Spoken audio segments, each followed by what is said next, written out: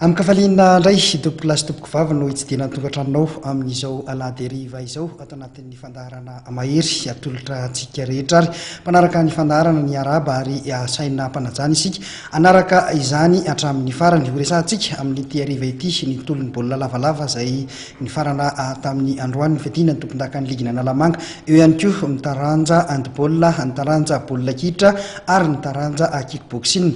Baolina lavalava izay no resantsika voalohany ny faran'androany tetsy amin'ny Kianjabe ny Mahamasina ny fiadiana ny tompon-daka ny ligina Analamanga ho an'ny top 14 izany ka ny ekipa ny commune Antananarivo renivohitra no voahositra ho tompon-daka rehefa nandresy ny ekipa ny Cheminot Madarella tamin'ny isa 20 no 12.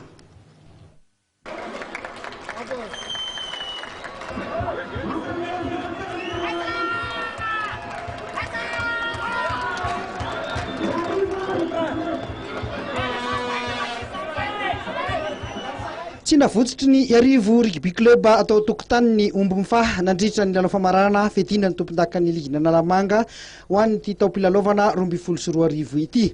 Resiny tamin'ny isa 20 ny ekipa ny Cheminot Madarella.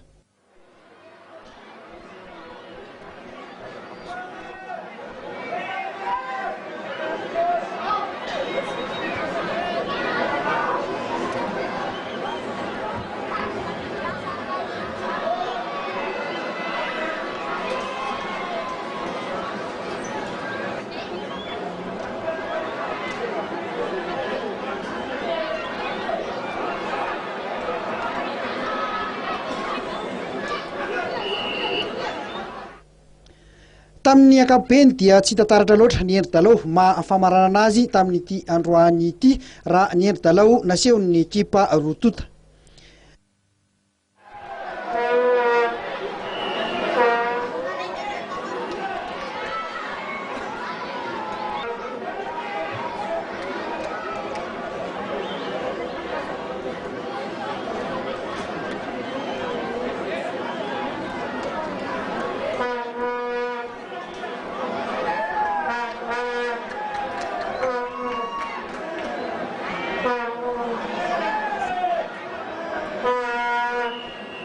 Ny RC no nanokatra ny isa tamin'ny alalan'ny baolina no tsarain'ny Toussaint izay tokon'izy ireo telo.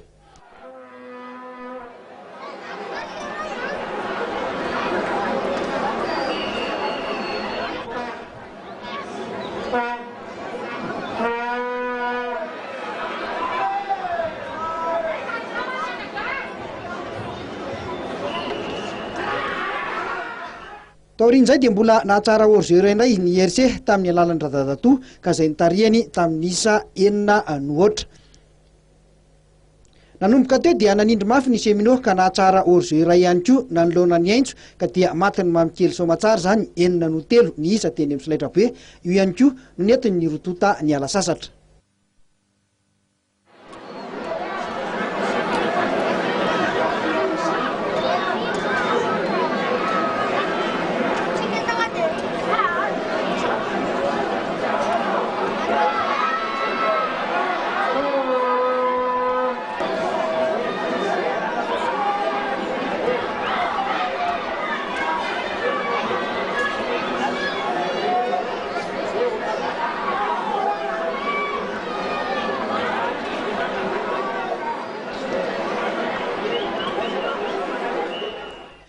Teo amin'ny fidirana faharoa dia ny famalina ny fanafihana ho an'ny Rotota samy niezaka nanao totoafy tao anaty Eva ny fanaraka hatrany ny isa teny amin'ny Solaitrabe.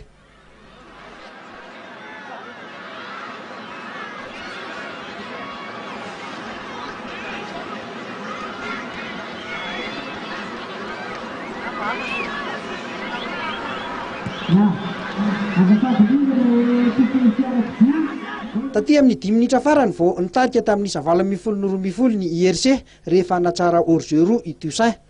Iray minitra tsy iravana nitokona teo amin'ny tanin'ny IRC ny Cheminot. Nanao fahadisoana intelo miverina teto ny IRC kanefa dia tsy nentina hafaty baolina mihitsy ry zareo be setroka. Tsy nisy ihany koa ny baolina maty nentin-tanana tamin'ity lalao famaranana ity. Tafita tompon-daka izany ny Arivo rugby club ho an'ny taom-pilalaovana 22 sy 2 arivo.